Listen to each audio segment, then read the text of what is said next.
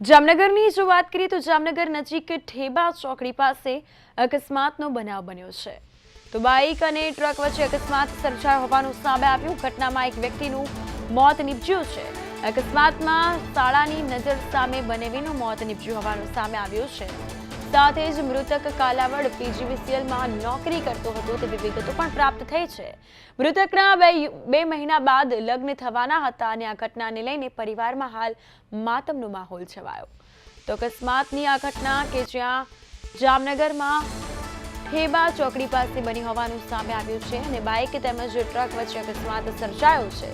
સાથે જ વાત કરવામાં આવે તો આ ઘટનામાં એક યુવકનું મોત નીપજ્યું હોવાની વિગતો પ્રાપ્ત થઈ છે। અકસ્માતમાં શાળાની નજર સામે જ બનેવીનું મોત નીપજ્યું હોવાનું સામે આવ્યું। મૃતક કાલાવડ પીજીવીસીએલમાં નોકરી કરતો હતો તેવું પણ જાણવા મળ્યું છે અને 2 મહિના બાદ લગ્ન થવાના હતા, જ્યારે મોત નીપજ્યું હોવાથી પરિવારમાં હાલ ભારે આક્રંદ છવાયો છે અને માતમનો માહોલ જોવા મળી રહ્યો છે। અકસ્માતની આ ઘટના કે જ્યાં શાળાની નજર સામે જ બનેવીનું મોત નીપજ્યું અને આ સમગ્ર ઘટના જે છે તે કાલાવડ પીજીવીસીએલમાં આ જે યુવક છે તે નોકરી કરતો હતો અને આ સમગ્ર ઘટના ઠેબા ચોકડી પાસે સર્જાઈ। બાઇક અને ટ્રક વચ્ચે અકસ્માત સર્જાયો જેમાં મોત નીપજ્યું હોવાની વિગતો પ્રાપ્ત થઈ છે। તો એક વ્યક્તિનું મોત નીપજ્યું છે, શાળાની સામે જ બનેવીનું મોત નીપજ્યું। લગ્ન 2 મહિના બાદ થવાના હતા। ફિલહાલ હાલ તો પરિવારમાં દુઃખનું પહાડ તૂટી પડ્યું છે, પરિવારમાં માતમનો માહોલ છવાયો।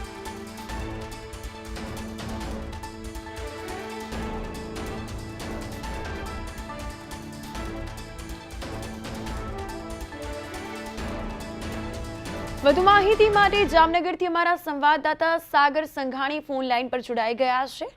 જી સાગર, સમગ્ર બનાવ ઠેબા ચોકડી પાસેનો સામે આવ્યો છે અકસ્માતનો બનાવ કે જેમાં 2 મહિના બાદ લગ્ન થવાના હતા અને તે યુવકનું મોત નીપજ્યું છે, ત્યારે તેને લઈને વધુ વિગતો।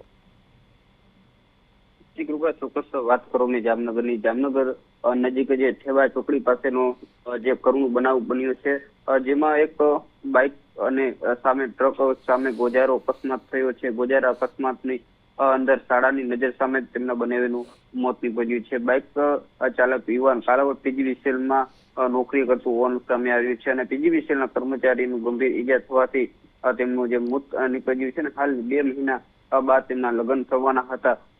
તે એક કરુણતા બાબત છે ને જે પ્રકારે ટ્રકની ઠોકર લાગતા અકસ્માત સર્જાયા જેમના મોત નીપજવાથી પરિવારજનોમાં કરુણતા સર્જાયો। મૃતક છે તેમનું નામ જયદીપ શુક્લ હોવાનું પણ સામે આવ્યું છે। જી બિલકુલ, અકસ્માતની આ ઘટના ક્યારે સર્જાઈ અને આસપાસના સ્થાનિકોએ જે આ ઘટનાને જોઈ હશે તેઓનું શું કહેવું?